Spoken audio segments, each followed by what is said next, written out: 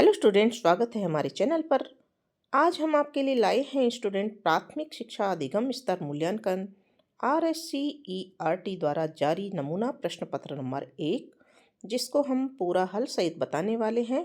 कक्षा 5 के लिए पर्यावरण अध्ययन का यह पेपर है, तो इसी पर आधारित पेपर आपका आने वाला है। तो बच्चों तैयार हो जाइए जल्दी से इस पेपर को देखने के लिए। क्या पता इसमें से सभी प्रश्न आपके इस बार बोर्ड की एग्ज़ाम में जो आपका पेपर होगा उसमें आ जाए। और वैसे भी आप अगर इस एक या दो प्रश्न पत्र को हमारे को देख लेंगे तो आपके 100 में से 100 नंबर आने की संभावना रहेगी। समय है 2.5 घंटे का और पूर्णांक है 80। तो 80 में से 80 नंबर प्राप्त करने के लिए हो जाइए तैयार और जल्दी से देख लीजिए इस प्रश्न पत्र को। निर्देश दे रखे हैं पहले कि प्रश्न पत्र पुस्तिका विषय के अधिगम क्षेत्रों पर आधारित है। विद्यार्थी सर्वप्रथम अपने प्रश्न पत्र पर नामांक, दिनांक एवं दिन अनिवार्यतः लिखें। प्रत्येक प्रश्न का उत्तर इसी प्रश्न पत्र पुस्तिका में इसके लिए उपलब्ध स्थान पर ही लिखें। प्रश्नों के अंक भार उनके सामने अंकित है और प्रश्न पत्र पुस्तिका के किसी भाग को फाड़े नहीं और ख़राब नहीं करें और अलग नहीं करें। ठीक है। अब देखते हैं सबसे पहला भाग है अवलोकन, पहचान और चर्चा दर्ज करना। अंक भार है इसका 11, यानी कि ये 11 नंबर का ये भाग आपके आने वाला है, जिसमें पहला प्रश्न है दिए गए चित्र को देखकर बताइए कि किस नृत्य से संबंधित है। ठीक है। तो यहाँ उत्तर है ये गेर नृत्य है, जो शीतला अष्टमी पर और होली पर किया जाता है। सही उत्तर इसका गेर नृत्य आएगा। दूसरा प्रश्न है बासोड़ा व्यंजन से संबंधित कथन है। तो संबंधित कथन इसमें सही है। पहले हम सबको पढ़ लेते हैं।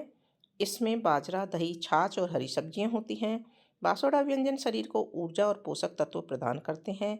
तो इसमें दोनों कथन सही हैं, इसलिए हम ऑप्शन सही कर देंगे। कथन 1 और 2 दोनों सत्य हैं। ठीक है। प्रश्न नंबर 3 है रोशनी यानी कि प्रकाश के प्राचीन एवं नवीन तरीकों को छांटकर तालिका में लिखिए। यह 3 नंबर का आपका प्रश्न है। डिबरी, बल्ब, मशाल, LED, लालटेन और सौर लाइट। तो प्राचीन तरीके और नवीन तरीके, तो यहाँ पर प्राचीन तरीके में लिखेंगे डिबरी, मशाल और लालटेन। नवीन तरीके में लिखेंगे बल्ब, LED और सौर लाइट। ठीक है। प्रश्न नंबर 4 है स्तंभ अ का स्तंभ ब से मिलान कीजिए। तो स्तंभ अ को और ब को हमको सही मिलान करना है। सबसे पहले है मनुष्य, जो स्थल पर रहता है। मेंढक जल और थल दोनों पर रह सकता है। मछली जल में रह सकती है, तो इसको यहाँ मिलान कर देंगे।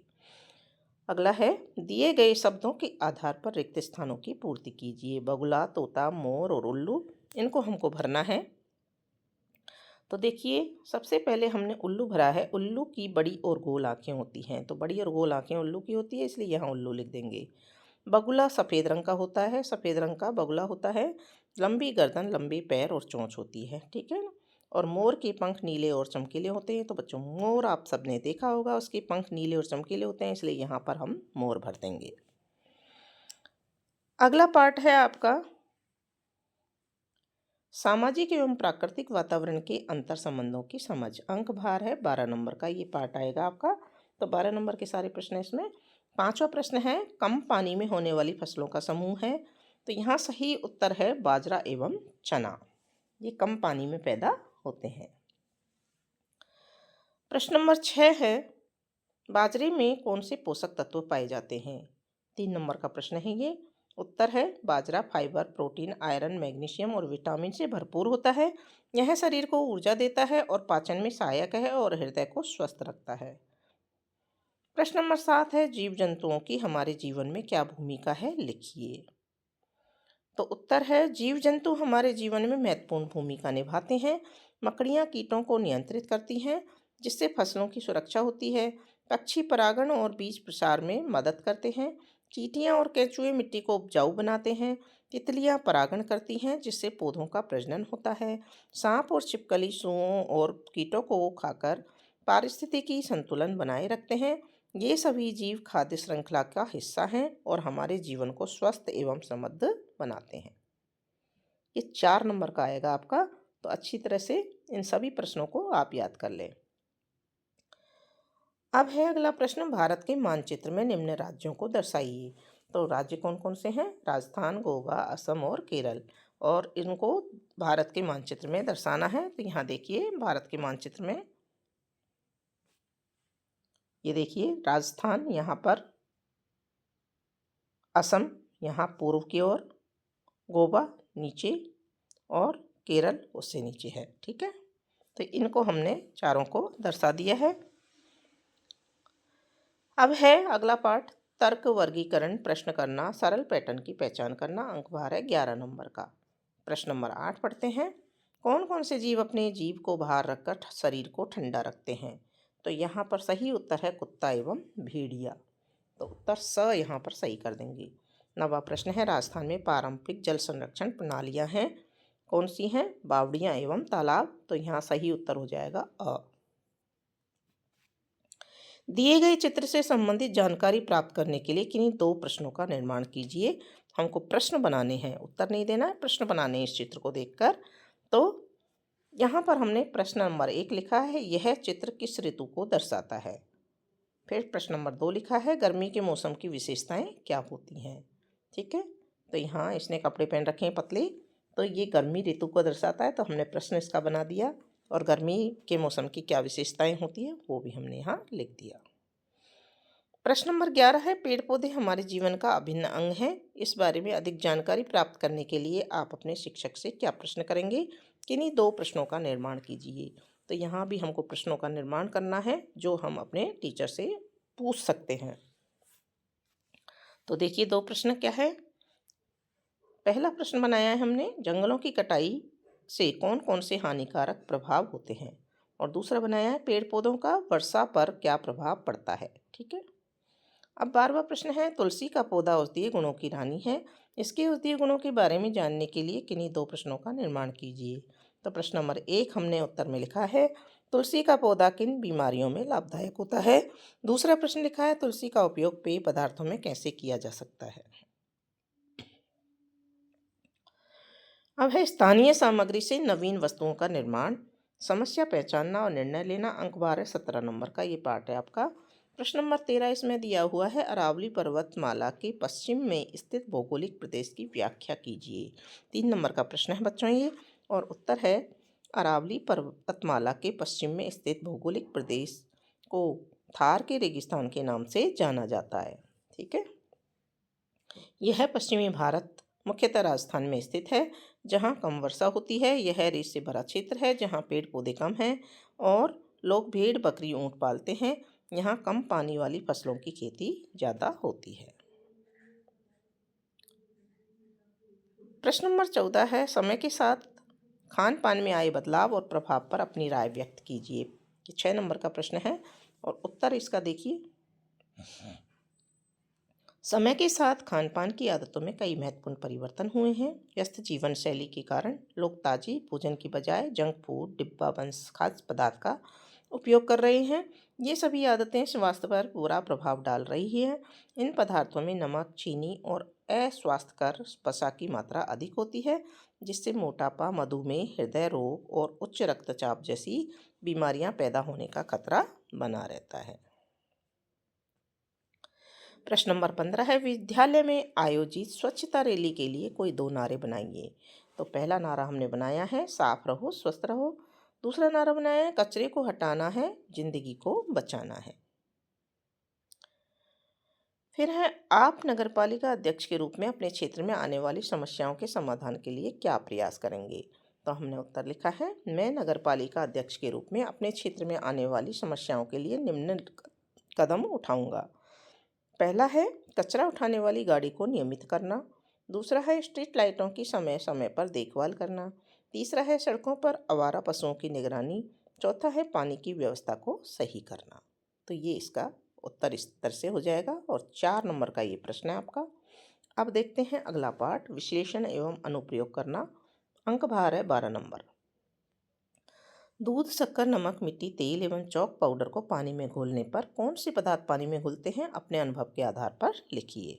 तो बच्चों इनको आप अपने घर पर डालकर देख सकते हैं। अलग अलग बर्तनों में पानी ले लीजिए, एक में दूध डाल दीजिए, दूसरे में शक्कर, नमक, तीसरे में, चौथे में मिट्टी, फिर अगले में तेल, अगले में चॉक पाउडर, और फिर उनको घोल करके देखिए कि कौन सी चीज़ घुलती है और कौन सी नहीं। तो आपको मिलेगा घुलनशील पदार्थ हैं दूध, शक्कर और नमक, ये तीनों चीज़ पानी में घुल जाएंगी। और अघुलनशील पदार्थ हैं मिट्टी, तेल, चौक पाउडर, ठीक है ना, ये तीनों चीज़ें नहीं घुलती हैं। प्रश्न नंबर 17 है, प्राणायाम का अभ्यास 1 सप्ताह तक करने के बाद क्या लाभ मिलता है, लिखिए। तो प्राणायाम से हमें शारीरिक और मानसिक ताकत मिलती है। दूसरा, शरीर में ताजगी आती है, मन शांत होता है और तनाव दूर होता है। तीसरा, शारीरिक और मानसिक स्वास्थ्य में वृद्धि होती है। तो ये पार्ट आपका कंप्लीट हो जाता है। अगला पार्ट है न्याय एवं समता के सरोकारों, प्राकृतिक संसाधनों के प्रति संवेदनशील होना। अंक भार है 10। 18वां प्रश्न है, चौराहों पर लाल बत्ती होना संकेत है किसका। लाल बत्ती जब होती है तो क्या करते हैं बच्चों, हम रुक जाते हैं। तो यहाँ पर ब ऑप्शन सही हो जाएगा, रुकने का। एक कामगार का कार्य अन्य कामगार के कार्य पर निर्भर करता है, अपनी राय व्यक्त कीजिए। तो यहाँ पर हमने उत्तर लिखा है इसका, हलवाई को कुल्हड़ और खाद्य सामग्री की आवश्यकता होती है जो कुम्हार और किसान प्रदान करते हैं। किसान खेती के लिए चक्की चलाने वाले और बढ़ाई पर निर्भर है। बैंड वाले को रोशनी और मांस की ज़रूरत होती है जो बिजली वाले के बिना संभव नहीं है। तो यह दर्शाता है कि प्रत्येक व्यक्ति का कार्य महत्वपूर्ण है और सभी मिलकर एक समाज को सुचारू रूप से चलाते हैं।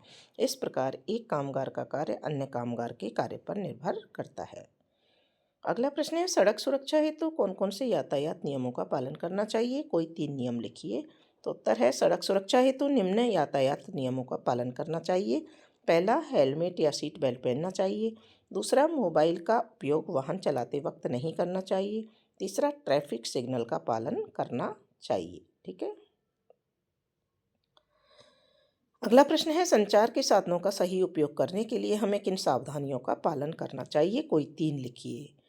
तो संचार के साधनों का सही उपयोग करने के लिए निम्न सावधानियां रखनी चाहिए। भ्रामक प्रचार नहीं करना चाहिए, किसी व्यक्ति की निजी फोटो का इस्तेमाल नहीं करना चाहिए, संदिग्ध ईमेल या लिंक पर क्लिक नहीं करना चाहिए। तो ये 3 सावधानियां हम रख सकते हैं। अगला जो पार्ट है आपका, वो है सामाजिक भावनात्मक विकास एवं जीवन कौशल का, जिसका अंक भार है 7। प्रश्न नंबर 21 है, आपका दोस्त मोनू नई साइकिल लेकर आया, आपने उससे साइकिल मांगी, तब उसने मना किया, आपको क्या करना चाहिए। तो साइकिल पंचर कर देनी चाहिए, मोनू को साइकिल देने के लिए समझाना चाहिए, क्या करेंगे आप। मोनू से बात करना बंद कर देना चाहिए, और द है साइकिल छीन लेनी चाहिए। तो यहाँ सही उत्तर है ब, मोनू को साइकिल देने के लिए समझाना चाहिए, बाकी सारी बातें गलत है। प्रश्न नंबर 22 है, महर्षि दयानंद सरस्वती के सामाजिक सुधार के विचार लिखिए। तो उत्तर है, महर्षि दयानंद सरस्वती ने समाज में समानता, शिक्षा और स्वदेशी विचारधारा को फैलाना ही सच्चा राष्ट्रधर्म माना। उन्होंने समाज सुधार के कई कार्य किए, जैसे विभिन्न मत संप्रदायों में फैले अंधविश्वासों को दूर करने के लिए सत्यार्थ प्रकाश नामक एक पुस्तक लिखी, नारी शिक्षा का समर्थन किया, जाति प्रथा के खिलाफ आवाज़ उठाई तथा गौ रक्षा, समाज सुधार और शिक्षा के प्रचार प्रसार के लिए राजस्थान में परोपकारिणी सभा की स्थापना की। उन्होंने अपने कार्यों से क्रांतिकारियों को भी प्रभावित किया। और इसी के साथ में आपका ये पेपर कंप्लीट हो जाता है। तो बच्चों, आपको समझ में आ गया होगा किस तरह के प्रश्न आने वाले हैं, क्या क्या उत्तर हमको लिखने हैं। तो आपको प्रश्न बनाना भी आने चाहिए और उत्तर देना भी आना चाहिए। ये समझ आपकी विकसित हो गई है तो आप 80 में से 80 नंबर प्राप्त करेंगे। तो इसी तरह के आप 1-2 इम्पोर्टेंट पेपर जो मॉडल पेपर हैं हमारे चैनल पर देखिए। किसी की बातों में बहकावे में मत आइए कि यही पेपर आएगा। कोई पेपर किसी के कहने से नहीं आता है। यदि आप 3-4 पेपर, ये मॉडल पेपर अच्छी तरह से हल कर लेंगे तो आपके 80 में से 80 नंबर प्राप्त हो सकते हैं।